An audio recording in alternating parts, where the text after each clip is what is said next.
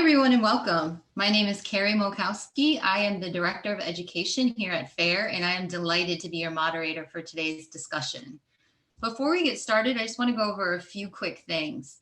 Just take note that for maintaining a quality recording, everyone joining us today are going to be muted throughout the presentation.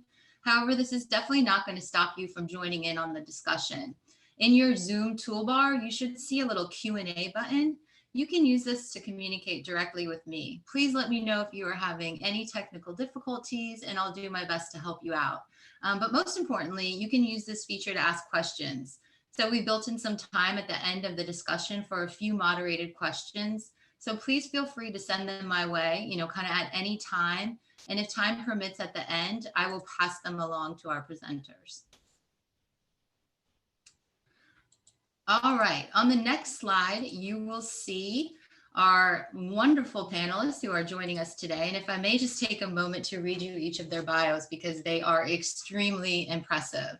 So first we have Sarah Ackerman, AKA Girl Behind the Hive. She has navigated life with food allergies from infancy. She shares her humor, optimism, and common sense approach for navigating food allergies in a food-centric world by relaying advice and personal anecdotes to her followers. Sarah has worked with Allure magazine and starred in their pilot episode of How to Be Me, focused on navigating food allergies. Sarah's video received nearly 400,000 views, and she has received thousands of messages from people worldwide detailing how they relate to her life, their wishes to see more food allergy education in the media, and thanking her for her willingness to be so candid.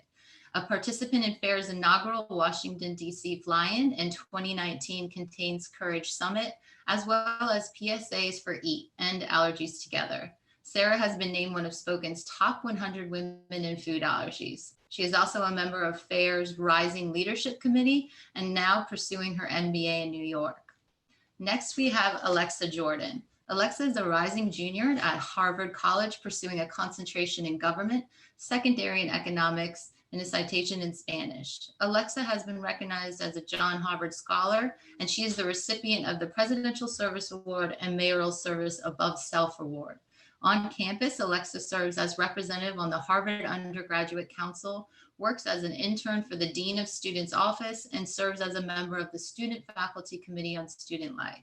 She has had her start in the allergy community when diagnosed with the severe tree nut and peanut allergy. She is also a contributor to Allergic Living and a Spoken ambassador. She also serves on the FAIR Youth Advisory Council. Last but not least is Lizzie Anderlich. She is a 16-year-old junior at Prospect High School in Mount Prospect, Illinois. Being a FAIR TAG member, she strives to make a positive impact in the allergy community. Her advocacy highlights have included being a finalist in the 2018 Innovation Tank at the FAIR Conference and participating in FAIR's Courage at Congress Day. Lizzie was diagnosed at age 5 with a severe allergy to tree nuts, peanuts, sesame seeds, and sunflower seeds. Her allergies have been a huge part of her life, especially in school. And at one point, she was homeschooled due to her allergies. But through self-advocacy and the help of others, she was able to get back in school and has been very successful. She believes that her allergies have made her a stronger person and is devoted to helping others manage their allergies on an everyday basis. Besides advocating, she enjoys playing the ukulele, tumbling, and baking. Her lifelong goal is to be a pediatric doctor. So I'm so excited to have these presenters here with us today. Their backgrounds are very impressive, but we'd like to take just a quick 15 seconds or so to find out who is joining us. So if you wouldn't mind just filling out this poll that I just launched, just so we can find out who's in the audience, whether you're a parent or a caregiver to a child that has food allergy, or maybe you're a teen or young adult with food allergy yourself, or maybe you're here just because you're interested in advocacy. So I'll just let this go for a little bit. It looks like we've kind of about like 30% in each of them. So we have a really good mix with us here today. So that's awesome. So I'll go ahead and end this poll, and it is my pleasure to pass it off to Sarah to get us started. Hi, everybody. We are super excited to be here and sharing with you today. So just to kick it off, we thought it would be nice for all of you to know that Alexa, Lizzie, and I actually all met at the inaugural Courage at Congress event that FAIR held in March in Washington, D.C. So for those who don't know what we did there, we met with our representatives and we spoke to them about the upcoming food allergy legislation. So every representative in office that I met with had a food allergy story and somebody with allergies that they cared about. And for me, I just thought that that goes to show how many people allergies affect and how important using our voices really is.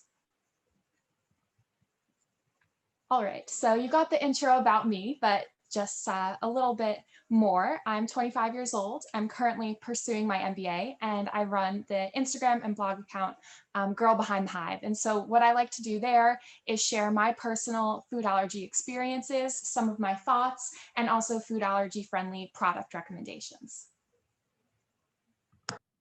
Hi, everyone. So grateful to be with you all today. Sarah is the grandma in the family, and we all look up to her. And so we're really excited to be presenting with Sarah today. My name is Alexa Jordan. Thank you so much, Carrie, for such a wonderful introduction. A little bit formal. A little bit more fun is I absolutely love politics. I love everything fitness, travel, advocacy. And you'll hear about my story in just a few moments, but I actually wasn't as committed to the Food Allergy Advocacy Committee and FAIR efforts before 2 summers ago. So I'll tell you about that in a little bit, but a little bit about me. I have 3 younger siblings. I'm the only one in my family who has food allergies, but I have a severe food allergy to tree nuts and used to be peanuts. So really excited to be with you guys today. Hi everyone, my name is Lizzie Anderlecht. I'm a high school junior from the Chicagoland area. Like Carrie said, I'm allergic to peanuts, tree nuts, sesame, and sunflower seeds. I've been with FAIR for a few years now, and since then I've really developed a passion for teen advocacy, empowerment, and leadership. I'm so honored to be speaking with Alexa and Sarah. And now Alexa is going to share our goals. Yes, so today I'm really excited to share kind of the rundown of what we're going to try to accomplish in the next hour. So first, we're going to talk about key skills and refining those skills. And what exactly does that mean, right? So we're going to learn how to craft a narrative, articulate your purpose, and choose a target audience. Second, we're going to locate additional online tools and resources that you can leverage to amplify your voice now and in the future. Third, we're going to be hearing from our peers about how they have made an impact. And finally, we're going to talk about how to make achievable and really impactful goals, and how to reach those goals. So first, I just want to kick it off by talking about a narrative. And this is something that's really important to me as I've had to use this time and time again throughout my advocacy efforts. So first, what? What is a narrative? And quite simply, it's your food allergy story. You have to ask yourself, what makes you tick? What is it that you want to share with others? It's something that's compelling, it's real, authentic, and consistent, and it's something that you'll bring to the when or the platforms for using this narrative. So it's the media that you engage yourself with. It's the written component. It's the interviews that you do for the experiences that you have and for the efforts that you're launching. It's the interpersonal interactions with those around you. It's with your congressman. It's with your friends. It's with other food allergy advocates, and it's also in formal settings. So there's a lot of different platforms in which you'll be using this story. But again, it's really important to keep that story and your experiences consistent, concise, and just bring that image to the table. So, and then finally is the question of why does it need to be consistent? Why does it need to be authentic? And why does it need to be true to you? Well, people love to hear from other real people. They love to hear about things. Well, they love to hear when other people go through the same thing that they're going through. And as a food allergy advocate, you will know that lots of people, 32 million individuals in this nation, have food allergies, and you're going to be able to directly impact each of their lives, but you have to be vulnerable in order to do so and share your story. So let's go to the next slide. And the next principle is, well, articulating this purpose. And this is a little bit different than your story or your narrative, because from your story and from your narrative, can you draw your purpose? So first, I would tell you to think, if you had all the resources in the world, what would you like to accomplish? especially in the food allergy community. And again, this is a way to think about advocacy for any issue. So this will apply to food allergies, but also apply to basically anything you want to advocate for in your local community, your national community, etc. And again, I just have to tell you, dream big. What kind of impact do you want to make? This is your call to action. And if you're unsure, I mean, this is very common as well, but you know that you want to have some sort of impact. One helpful thought exercise is to ask yourself what things, when you look around in the world, what make you upset?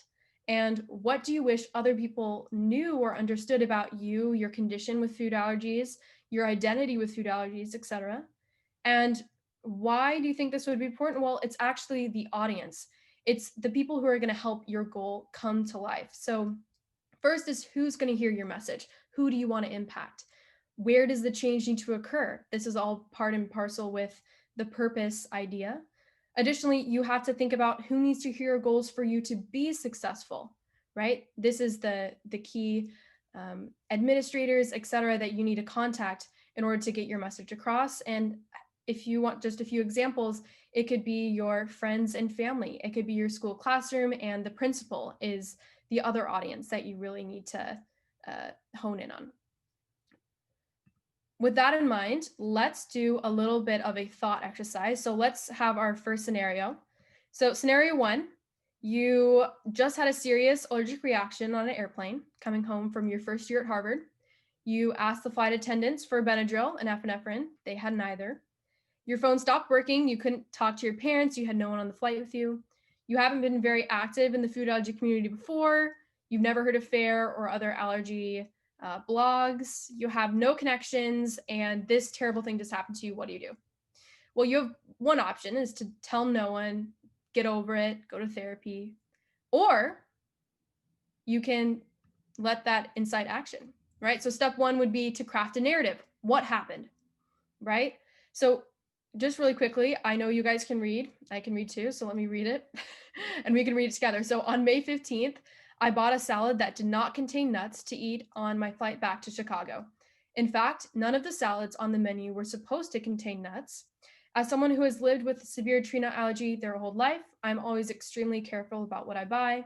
Within 5 minutes of takeoff, I ate one piece of chicken. To my horror, my throat started tingling, scratching, and then tightening. I was going into anaphylaxis 30,000 feet in the air from a piece of cashew cross-contamination. I ran to the front of the cabin and asked the Southwest flight attendants if they had any Benadryl, and I quickly explained that I have a severe tree nut allergy and that my throat was beginning to shut. They told me they did not have any, and they looked flustered and alarmed. So I got my story straight. I figured out exactly what happened and articulated that in a concise manner that I bolstered my ethos. Why am I talking to them? Well, I have a food allergy and I've had one my whole life. That gives me some experience. I mean, a lot of people, they've worked in a career their whole life. Well, guess what? You are an expert in having food allergy, and you have had good experiences, poor experiences, and you can use that to build your credibility when you walk into any room and say, I've had this experience for 10 years. I've had this experience for 25 years. And automatically you are given respect that other people who haven't had a food allergy can't automatically have. So, I mean, just think of it this way. You already have a wonderful leverage tool when you go to talk to administrators or talk to other audience members like friends or family. Step two is to pick a purpose. What do you want to do with your story? So in this hypothetical situation, the Federal Aviation needs to require training on what to do for all flight attendants when a passenger is suffering an allergic reaction and require that there be an EpiPen on board. 32, not 40, million Americans have severe food allergies, and many more do not know that they have one. So you've articulated your purpose, your call to action, what needs to happen. And then finally is, who is your audience? Who do you need to talk to? And in this case, since you're targeting the FAA and the Senate, you're going to talk about legislators, lobbyists, news outlets, friends, family, friends of friends, and basically any possible connection that you think you might have. Again, in this hypothetical situation, not every story is going to be so dramatic, and that's totally fine. You can still use your small experiences that you have and use those to craft that purpose and to craft that narrative, and then find the appropriate audience for those experiences. So psych, that was me. And that was 2 years ago. And this is completely true, right? I started the petition. I have almost 200,000 signatures on my petition. I know that I'm sure there's some of you in this room who have heard about this story. I know we went through a lot of different allergy circles, but what was so striking is I received, similar to Sarah with her alert video, which you'll hear about in just a moment, I received outpouring from all sorts of people, not people who had friends with food allergies, people who didn't even know food allergies existed. So the thing is putting out your voice doesn't just help the people who have food allergies. It helps educate and alert the community to things that need to change. And look, I'm a normal girl. I go to Harvard. I'm a junior at Harvard now. And I do things with student government, and I worked really hard, but I'm no celebrity, but I still got to be featured in all of these really cool outlets like Boston Globe, CNN. And guess what? It worked. You know, I got to go to DC. I got to meet with lobbyists. I still have connections with the lobbyists that I worked with. I still have connections with my senator. And so just having that moment to reach out is so, so important. And what I'm really excited you guys will be able to do with further advocacy efforts that you want to pursue. So with that, let me turn it over to Lizzie for talking about local advocacy. Thank you so much, Alexa. I'm so excited to be here today. You can go to the next slide. So when seeking local advocacy opportunities, it's important to keep your community stakeholders in mind. This can include residents, community groups, government workers, business owners, and much more. These are the people close to you who can support you in your efforts, so you're gonna want to have them near. And you want to drive your advocacy off your own personal experiences. So no matter if you're a caregiver of someone with food allergies or have food allergies yourself, we all have stories that can create change. So think about your hardships, and from there, you can build a personalized idea that can lead to action. And on the next slide, you'll see one of the advocacy opportunities I've had.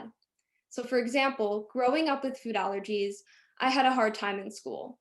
I had to navigate awkward situations at a young age, deal with rude comments from classmates and even sometimes teachers, and had staff refuse to accommodate me several times, which left me feeling isolated and alone. But however, it was these challenges that drove me to create change. So when I decided that I wanted to advocate, I reached out to my old elementary school principal, sorry. And I presented to him an idea that I had to present to schools. I found that I used the FAIRS Be a Pal program, which stands for Protect a Life. It's a great program. It educates middle school and elementary school students and teaches them how they can be a pal, which is how they can be a pal to those with food allergies. I also read them the story of Nutley the Nut-Free Squirrel, which is about a squirrel who is ironically allergic to nuts. And I found that children were so understanding and wanted to keep learning more. You can go to the next slide. So the response. Like I said, I presented to schools and I found that the response was so heartwarming. I found that students were engaged the whole time and wanted to learn more. In fact, there were so many questions, I couldn't even answer them all. I even received a few thank you cards, which you can see on the screen. One of my favorites said, "You made me feel accommodated," which was more than I could ever ask for. And it proved that my story had the power to change the direction of someone else's. So never underestimate the ability of your story to create change. And on the next slide, you'll see another advocacy opportunity that I've been a part of. So I'm a part of FAIR, like I mentioned, and I've been able to advocate through their teen advisory group. It's a group of teens ages 11 to 22 who are passionate about creating change within the food allergy community. We build and work on projects together, and this year I've been a part of Securing Safe Food. It's an awareness initiative led by Rachel Brooks. She's a food allergic teen from Connecticut, and our goal is to increase food allergy accessibility outside the home. Our current initiative is to establish a segregated allergy-friendly supply of food within food pantries. So as you can imagine, it's really necessary and needed. So far, we've been able to partner with 55 brands, serve 25 food pantries, and donate over 42,000 ounces of allergy-friendly and gluten-free items. I am so proud of our team. The experience has taught me a lot about being prepared and organized, since we have had to label everything we donate with allergy information to ensure safety. And we have partnered with brands, so it's taught me a lot about reaching out, and people have been so willing to support us just by getting the word out. If you're interested in learning more, you can go to Securing Safe Food on Instagram. You can go to the next slide. I've also developed a passion for advocating for legislation. I got involved with the FASTER Act through FAIR's Teen Advocacy Group. The act updates allergen labeling laws to include sesame and requires the federal government to analyze the most promising research opportunities to help scientists develop more effective treatment for food allergies. So as you can imagine, it's really necessary and needed. And since I have a sesame allergy, it really hits close to home too. I was mentored by John Hoffman from FAIR along with a few other teens. He taught us how to set up a meeting with our Congress member and empowered and encouraged us the whole way. He gave us information, and FAIR truly made the process so easy. In late August of last year, I met with my representative, Jan Schakowsky, and she co-sponsored the act. And on the next slide, you will see some tips for local legislation. So I would advise anyone who's interested in learning more about the FASTER Act and wanting to advocate to go to FAIR's website.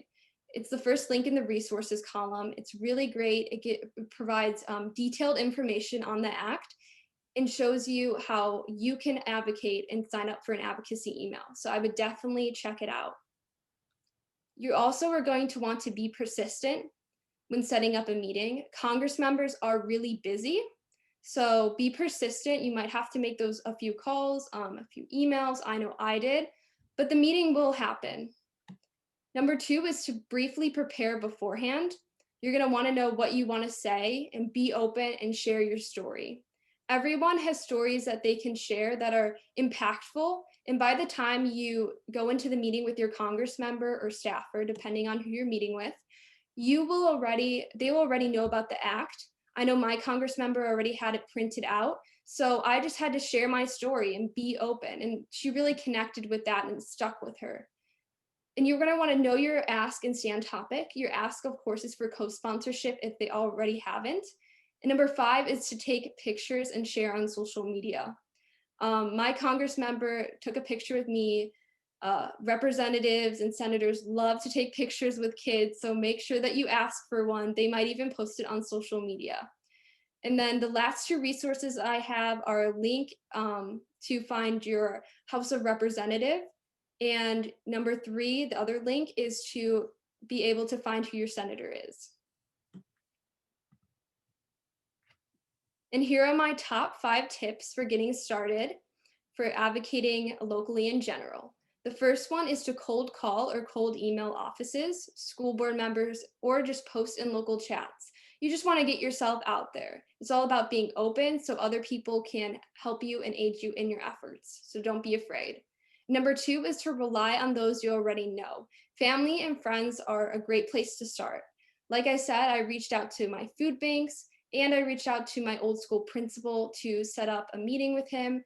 And it's great to just rely on those community stakeholders who can already help you. Number 3 is to be open to feedback and guidance. There were plenty of times where I had to rethink my process and people had to kind of guide me along the way. Of course, I'm still a teen, so there's definitely things that I could use help on, and it was really great. And number 4 is to team up with other advocates. So as you can see, I've teamed up with Sarah and Alexa, and they have been such great role models for me, like big sisters. And it's been so amazing to have that support system to lean on while doing advocacy. Number 5 is to share your efforts on social media. People will listen through social media, especially. Some of my friends have said, oh my gosh, I want to advocate for this. How do I do that? And it's great because they wouldn't have been involved otherwise. And lastly, you're going to want, on the next slide, You're going to want to build your confidence. Advocating can be hard and nerve-wracking, which is why you're going to want to build up your confidence. And I like to do that by knowing my worth. Anyone is worthy of being an advocate, and anyone can do it. You just have to put yourself out there and be open. Number 2 is to know that you are not alone. There are so many people who will not only be grateful for your efforts, but will want to support you. And there's just so many people in the food allergy community. You can feel free to reach out to Alexa, Sarah, or myself, and we would be happy to help you. The other one is to understand that change starts with you. You can't wait for the change that you're seeking for, especially if you're building it off of your own personal experience. Like Alexa said, she created change based off of her own hardship on an airplane, which is crazy and insane. And I'm so proud of her. Number 4 is to come as you are. You do not need to be perfect. I remember when I just started advocating, I was really worried about what other people would think, but come as you are. And number 5 is to know that with experience is going to come that empowerment and confidence you need. The more you advocate, the more you're going to feel comfortable, and you're going to build that confidence, and you're going to want to keep on doing it. Advocacy has opened so many doors for me and has showed me that I can use my voice even as a teen. And next, we are going to hear from blog and social media influencer, Sarah. Hello again, everybody. So I just wanted to quickly say my list of allergies because I did not in the introduction. So I have anaphylactic food allergies to peanuts, tree nuts, soy, sesame, legumes, fish, shellfish, and mustard. Next slide, please. This is my favorite part of the whole thing. Everybody pay very close attention. My name is Sarah. I'm 24 years old and I live with multiple life-threatening food allergies. This is how it impacts every aspect of my life. This is how to be me. So there are a number of products that I always need to be carrying with me to make sure that I'll be safe, and if I have an allergic reaction, that I have them right away to use. Most important ones are my obicus. I always carry 2. Everyone who has food allergies should always carry 2 because the first one could not work or it could not be enough if your reaction is really severe. And that's great. Next slide, please. So I was very fortunate that I got this opportunity to do a video with Allure and Condé Nast and talk just about my food allergies. So I spoke about everything that I've been experiencing for the past 24 years and got to do it in a long 8-hour session. So I had no idea what they were going to use in the final 15-minute video, but that brief clip that you saw where I spoke about my auto injectors, and I personally use Avihus, shows the importance of advocating and sharing your story. Because while I did spend some of the video speaking about, makeup and dating and all different experiences, one of the things that they thought was so important was to make sure that people knew that they should be carrying auto injectors if they had severe food allergies. So before I did this video, I created my own brand on multiple social media platforms before any of that happened. So as previously mentioned, my brand is Girl Behind the Hive, and there are a few main social media platforms that people use, including myself, in order to share their messages. So the main ones that I focus on are listed here, except TikTok. I do not have a TikTok yet, but on Instagram, for example, one of the big things with Instagram is that you can have chain Instagram stories or post challenges and different hashtag movements. So what that means is that you're engaging all different audiences. You might be reaching some accounts that you wouldn't necessarily reach by yourself, and it's all focused on community, which is extremely important, especially in the food allergy community, as you all know. With TikTok and YouTube, they use algorithms. So that really depends on the views. It kind of takes what you like to watch and then gives you videos that are similar. TikTok has a For You page, and so does YouTube. And so I have had a number of friends, acquaintances, peers, people who don't have food allergies reach out to me and say that they had my video from Allure pop up on their YouTube channel. And then they clicked on it and watched it. So as a result of them watching that one Allure video that related to food allergies, suddenly they started getting my allergy YouTube channel popping up in their For You page as well. So all it takes is one click to get you there on that page at first. And that's the biggest thing. It's all that one click. With Twitter, I'm sure a lot of you are very familiar with Twitter and retweets and replies, and that's just kind of how things get circulated. The thing with Twitter is that your message has to be very short and concise in order to reach an audience, but sometimes that works better than having a longer message. And finally, Facebook. You have the share and like functions, and you can reach the whole world through your Facebook posts. As long as you have them public. I have a separate Girl Behind the Hive Facebook page that I have all the posts public so that they can freely circulate and be shared. And through that, I have been able to really build an audience. Next slide, please. So sharing your story. You want to build a following across all the different social media platforms that you're using, and you want it to be consistent so that your messaging stays the same. So you can start your own website through a number of different platforms, and a ton of them have free resources. So maybe if you're thinking about taking the dive in but aren't entirely sure, you can try some of these free resources to build your own website. Personally, I used Wix to build my website and found it to be extremely user-friendly. I never had done anything like this before and was able to do it all myself. So again, take advantage of those free tools. You also want to share your real and honest experiences, both the negatives and the positives. The reason that I started sharing my story was because I was seeing a lot of negatives and I wasn't really seeing any positive stories. But I wanted to give other food allergic people the positives too and share some of the good things that come along with having food allergies. Finally, you advocate for yourself every day. So find a medium that you're comfortable with, whether it's videos, poetry, blog posts, art, anything that you want. And, start sharing. Go for it. Next slide. Sharing your experiences. So these have been some of my most popular posts on social media. And this just goes to show that people want to hear the everyday things and find ways to relate to them. So think about the things that you would want to see. The very tiny print list was a post that I did where I shared all different coupon codes for all sorts of food allergy friendly brands at the beginning of the pandemic. And that was to support the local businesses. The next one was when the FDA changed their labeling requirements due to the pandemic, and I wrote a letter to the FDA that was widely circulated. Following that, you can see what food allergies look like with that pile of medication. I'm sure you've all been there and you're very grateful when you get to throw out an expired auto injector compared to the alternative.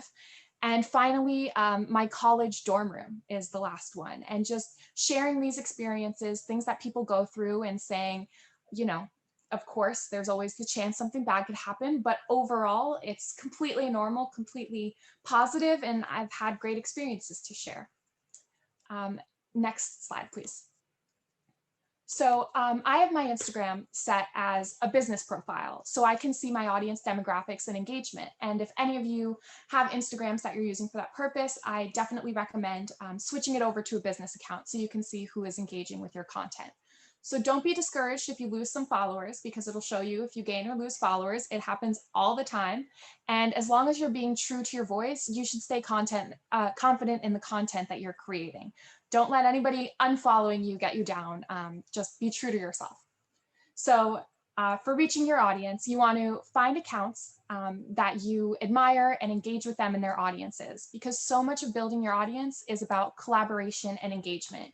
You want to find what makes your voice unique and exciting. You might not even realize who you are touching. I've heard from strangers and formed a lot of amazing food allergy connections, but I've also heard from some of my friends who are either dating people with food allergies or have family members who have food allergies. And by kind of making my Instagram a bit of an open book diary, my friends and family members have then been able to connect more with people who have food allergies, because they never realize the full effects of food allergies on everything and everybody.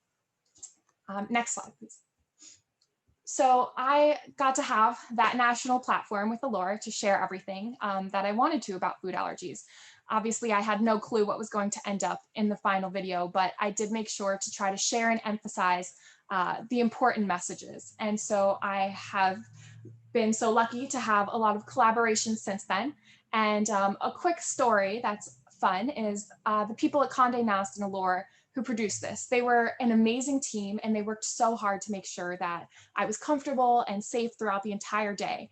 But it was kind of funny because I'm so used to having people around me at this point who understand food allergies, at least a little bit. But when I walked into this room that day, they were terrified. They gave me a pen to sign something and then immediately said that they didn't know who used it before and could I use it? Did they want me to Lysol it or, clean it, get me a new pen?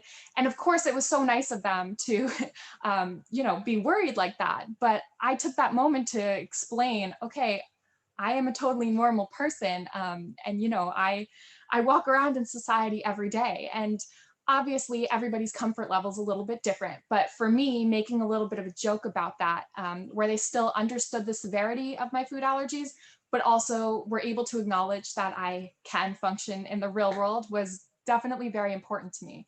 And the whole vibe of the room changed after that. They immediately relaxed a little bit and everything kind of was smooth sailing from then on. Next slide, please. So much of your personal brand is about staying consistent in your message. Whatever you decide you want to share, stick with that same voice. So if you decide that you want to partner with a company, partnership should not influence what you say to your followers. In fact, it should be the opposite. Your message and personality should be what attracts a brand to partner with you. So you want to be authentic and you want to partner with companies that you trust and that you fully believe in. And feel free to reach out to companies you're passionate about. They're always looking for real people to, try their products and share their messages and their products on your social media page. So you should definitely reach out to companies and share what makes you unique and why you are a consumer who they should, let share their product with the world. What you don't want to do is you don't want to do anything that would make you uncomfortable. You don't want to endorse a product that you wouldn't feel safe eating or using. I never would post anything that I feel unsafe about or unsure about. And you don't want to be pushed into sharing a product that you don't feel comfortable with. I personally would never post a product that I don't feel comfortable eating. And in fact, I have received products and told brands that I can't post it because I'm not comfortable with their manufacturing practices that they have listed on the label. So the main takeaway here with partnering with brands is to stay true to yourself. Next slide, please. So these are just some of the brands that I have been so lucky to partner with. And I'm a big believer in every single one. And I think that's the important thing is that you use your voice to show what you believe in. So if you believe that a brand is worth sharing, then you should be that passionate in your message when you reach out to them, see if they're interested in collaborating with you. And again, always just listen to your gut, trust your gut. If something seems a little bit off about the product, it's okay to say no.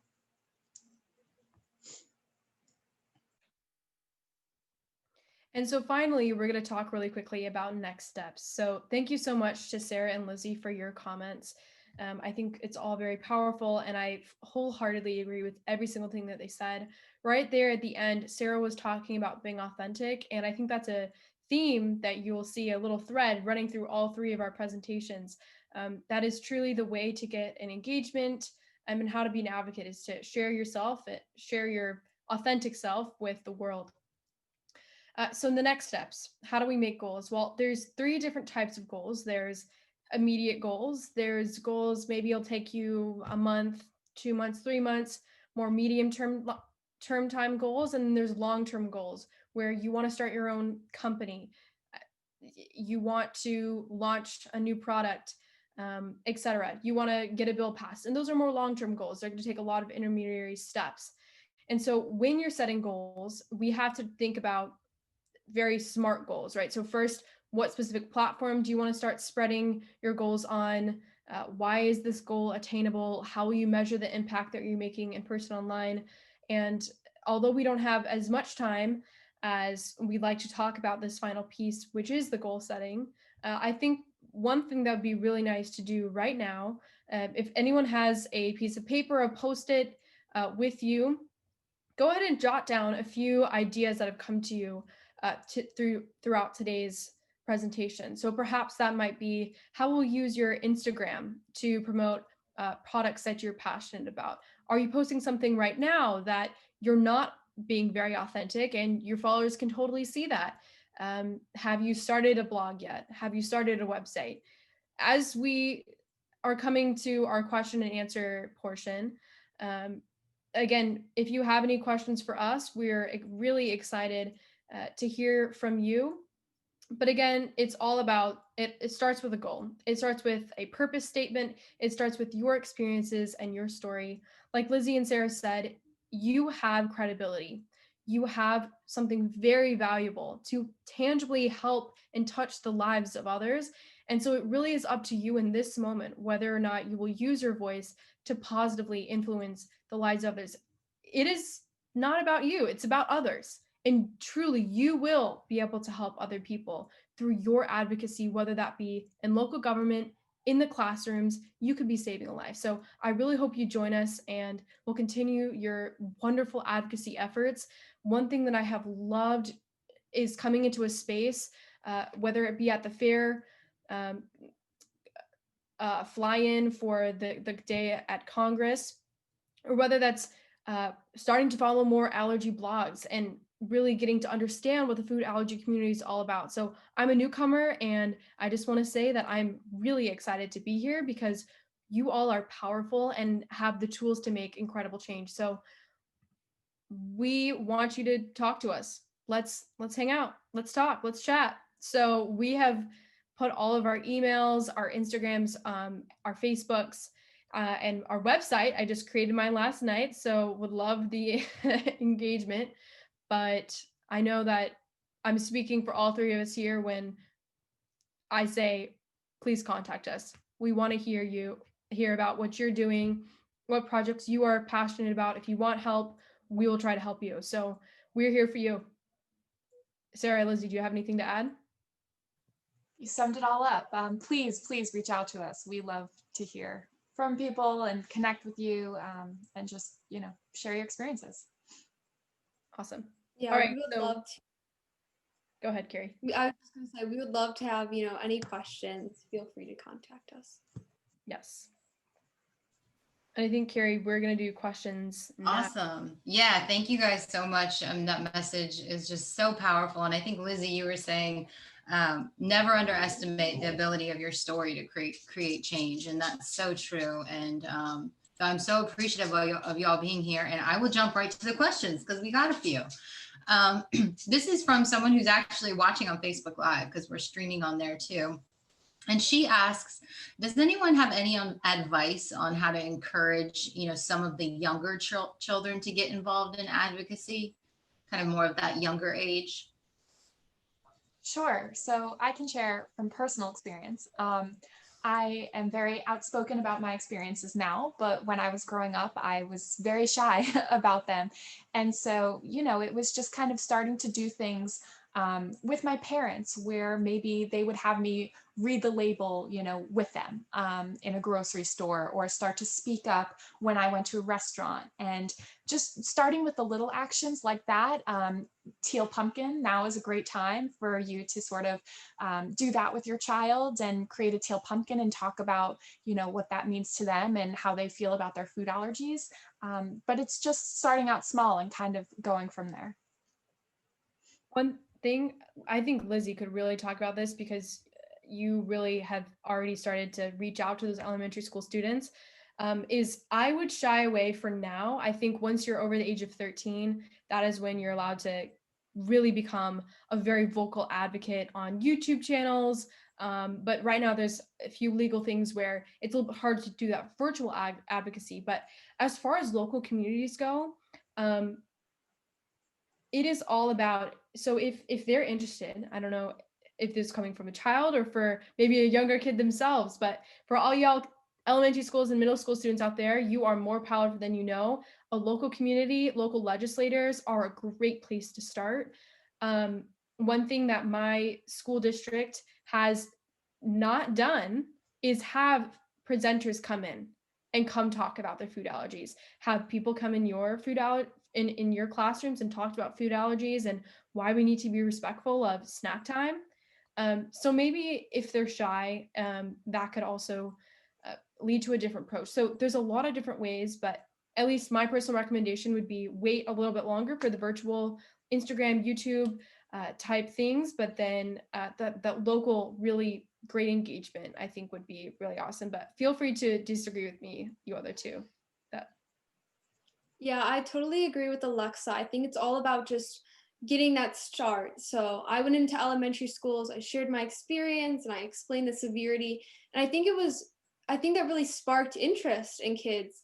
I think it's all just about starting, especially like Sarah said, being a kid with food allergies. I was really fearful at first of speaking up, and I didn't want people to, make rude comments and stuff.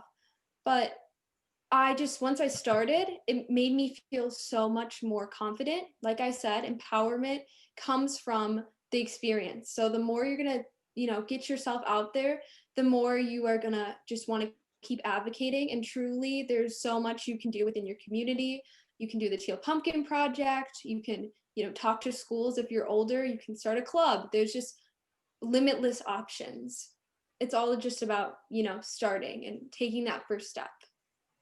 Wonderful. Thank you guys. That's such great advice. And kind of speaking about empowerment, we had someone ask, I think it was a parent, and he was asking, what are some of the things that maybe your parents did to you or did to help you feel empowered? Can you recall any type of experience where maybe your parents stood up for you and that made you feel really proud and they were fighting for you in this journey and it kind of empowered you to do the same? Sure. Well, there's so much, honestly, that I have learned about now that just blows me away.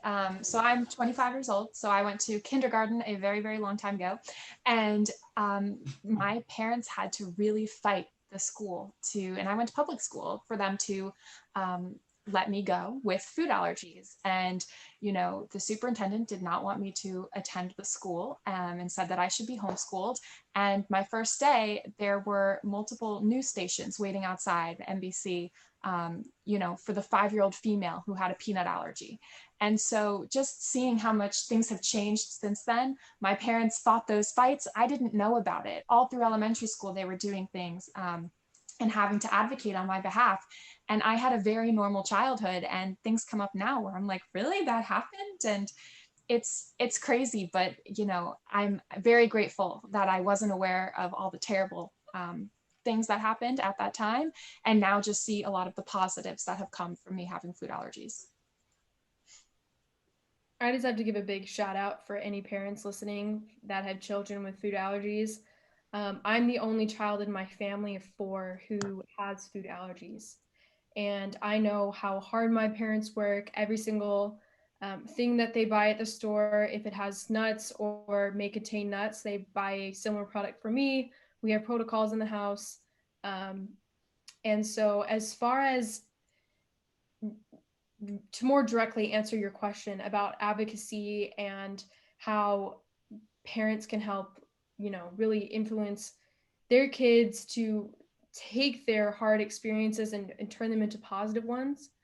I don't know if there was a specific moment in which my parents helped teach me to do this, but I think that honestly, food allergies was a really hard moment throughout my whole life. I was afraid. I had a lot of anxiety growing up, thinking about, I called them food germs, like dust particles of nuts. My parents had to tell me that didn't exist. There's no such thing as like contamination of surfaces, but luckily I never really had too many issues with that as a younger child. Again, that's why I said I was not super active, but then got more active when I had the airplane incident. But all types of adversity, I would say, in your life can help you be a better food allergy advocate. So when I was a junior in high school, I suffered a very serious concussion when I was playing soccer. I was a very active athlete. Again, it's also had actually some ties to food allergies with my soccer team, but we don't need to go into that. But when I got that concussion, it stopped I was a sophomore in high school. So let me see, I'm trying to count.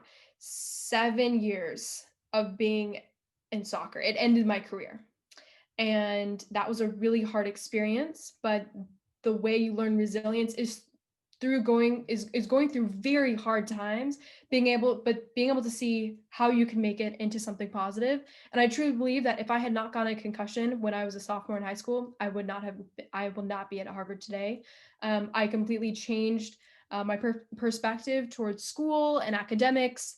I starting my own clubs, so it's just that pattern of thinking that you can take hard things in your life and to put them into action. And it was without the encouragement of my mom specifically, there's no way that I would have been able to do things that I've done now with this petition. It's really teaching your kids to stand up for themselves in every situation and to be resilient. Yeah, I really love what Alexa said. I think that your empowerment is going to come from your challenges. And it's in the moments where you feel like you can't go on that you're going to get stronger and you're going to be able to help others. My parents have always told me that like everything happens for a reason. And I remember when I was in school and I was having some issues with the staff not accommodating me, it was my dad who stood up for me and really just guided me and said, like, whatever happens, I had a lot of fear about my future and how I would handle food allergies. And he said, whatever happens, you're going to find a way. Where there's a will, there is a way. And so it was just about them leading by example and showing me that everything is possible if I put my mind to it. And those challenges really inspired me to keep going. Wonderful. Thank you so much. Okay, we have a question came in from Heather. Heather, thanks for joining us. She asked, what advice would you give to people who have reached out, let's say to lawmakers, but they haven't gotten a reply, or maybe they got a reply and it wasn't necessarily good news? Can you just give any advice on some of those certain setbacks and how to kind of keep moving forward if that does happen in your advocacy? Try again. Yeah. I would definitely say that Lizzie talked about this in her presentation. So Lizzie, I'm going to pass this off to you in just a second.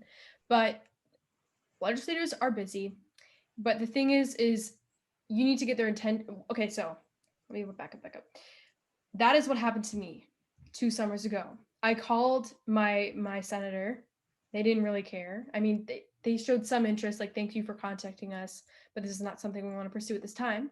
Then I started a petition. I got support, and they're like, oh, wait, 200,000 people care about this. Okay, maybe I should reconsider.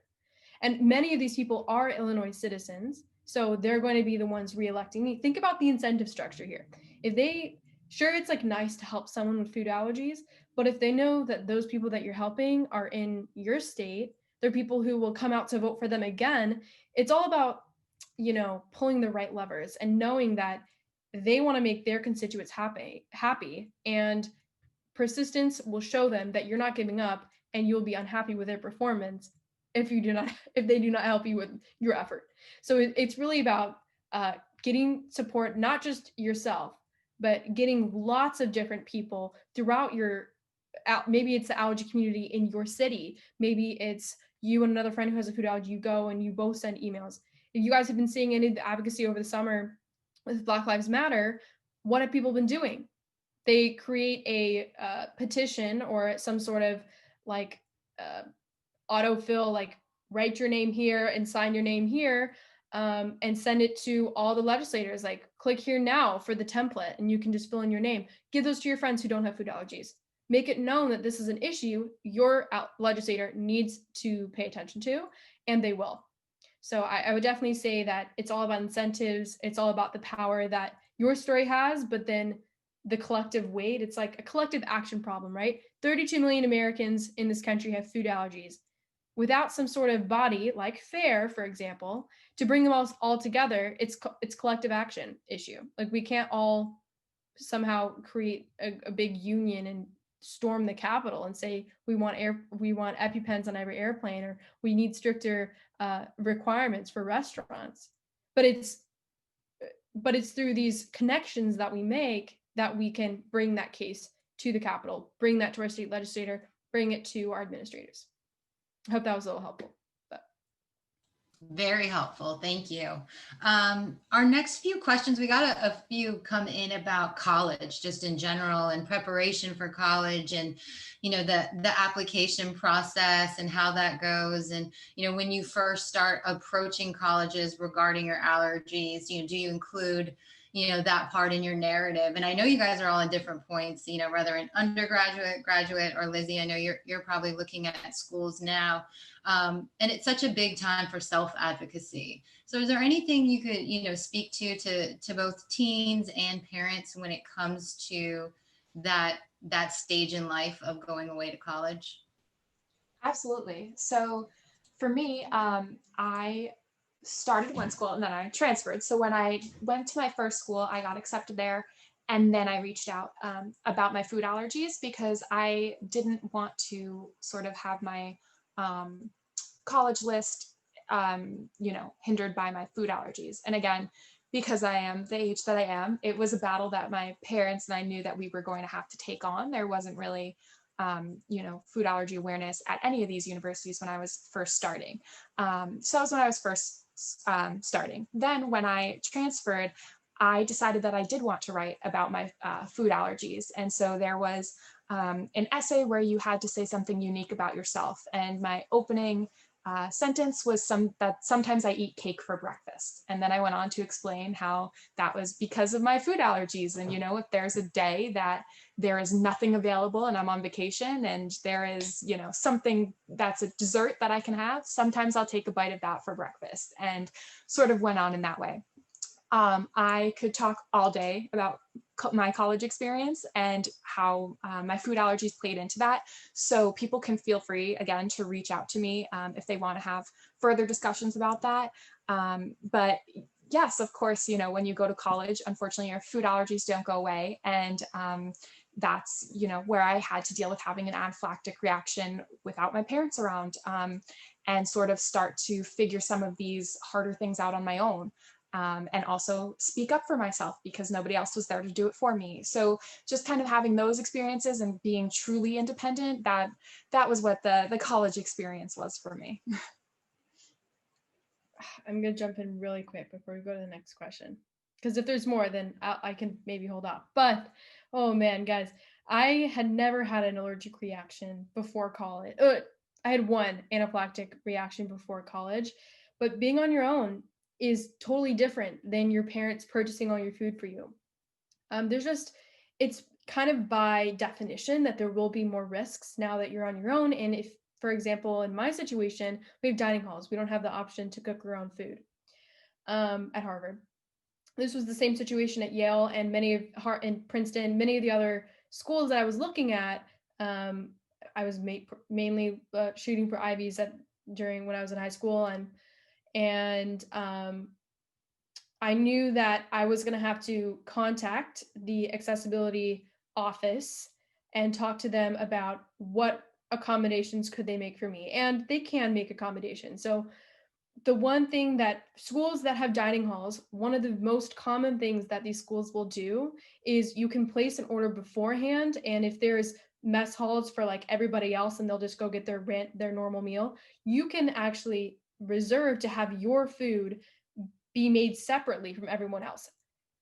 God bless, I have never had a reaction based on the Harvard dining hall food. It has actually been when I've been out to eat, it's been on an airplane, it's been a Cliff Bar that I picked up at a student event that I didn't know. And that was my only time that I've had to go in an ambulance, was actually my freshman fall. And so I'm not saying this to scare you. I'm saying this to be prepared.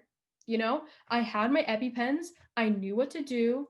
And for parents out there, please don't be afraid. That's not the point of me saying all this. But it's all about preparation, and accidents can happen. And so you just need to be prepared for that. Awesome. Thank you. And I will give a little shout out to Sarah because she participated in a webinar called Ask the College Students in August, and it's up on FAIR's website. It's just foodallergy.org/webinars. And she and a couple other panelists provided some really great information. So please go check that out. Sarah, this is actually a question for you. one of our attendees wanted to know if you reach out to brands and ask to partner with them, or do they typically reach out to you? Can you talk a little bit about what that process is? My computer froze for a second. So, Oh no, are you there? Okay, well, we can come back to her when she is, pardon me? I have a quick answer. Oh, well there, thank you. Yeah, and I'm actually, so Sarah is a big name. Y'all know Sarah, she's girl behind the hive. She is a big deal. Just so if you don't have a big name, that's all what I want to say is that's okay. Because guess what? I have cold DM'd people on Instagram and said, hey, I would love to partner with you. Could I try some of your products and share a review and talk about it on my Instagram? And guess what? They responded to me and shipped me free stuff. So this has happened many, many times. Sometimes they say no, but a lot of the times I would say like 7 times out of 10, they say yes. So go for it. But let's hear what Sarah says if she gets back online. Sarah, you here? can you hear me? Yeah. Yep, we can hear you. Okay, perfect. Shout my Sarah, sorry to cut you off, but you're cutting out. So we will hold tight for her response, and feel free to interrupt me if you get back online. And then I know I've kept you ladies after time, but I'd love to just ask one last question before I pass it to you to end it. And this is just kind of about school again, but more in like the high school environment. And we have a school nurse joining us, and she just wanted to remind everybody that they are some of your greatest allies in school.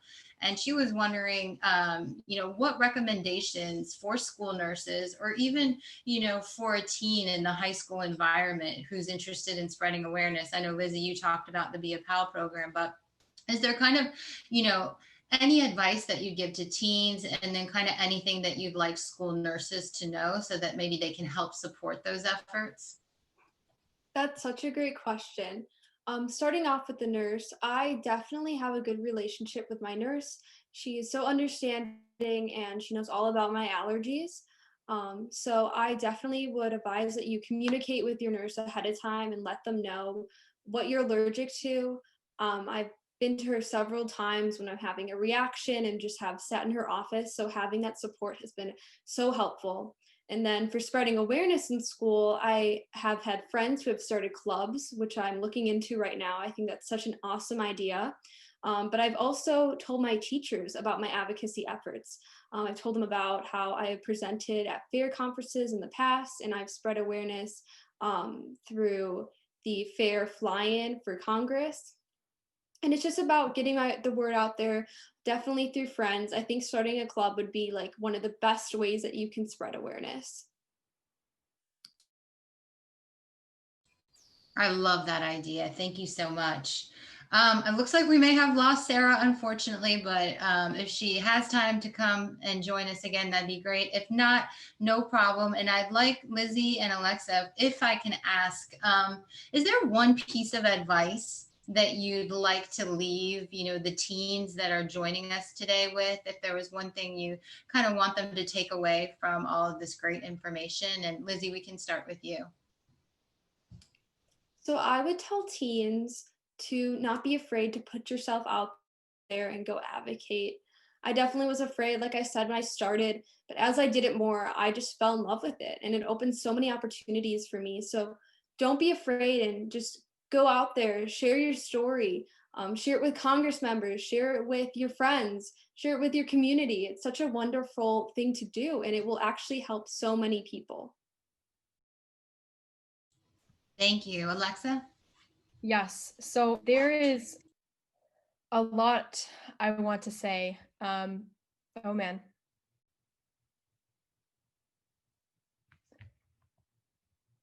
Can you hear me? Yep. You're What there. just happened? You're That's still there. Okay. But let me get up a quote really quick. This is actually on my website that I created yesterday because based on Sarah's recommendation. So give me just a second. So this is a quote by Lin-Manuel Miranda, and it really has inspired me quite a bit, and I resonated with quite deeply. So the quote is, "You cannot let all the world's tragedies into your heart, you'll drown, but the ones you do let in should count. Let them manifest action. And so I just want to leave with you guys just with the brief message that be bold.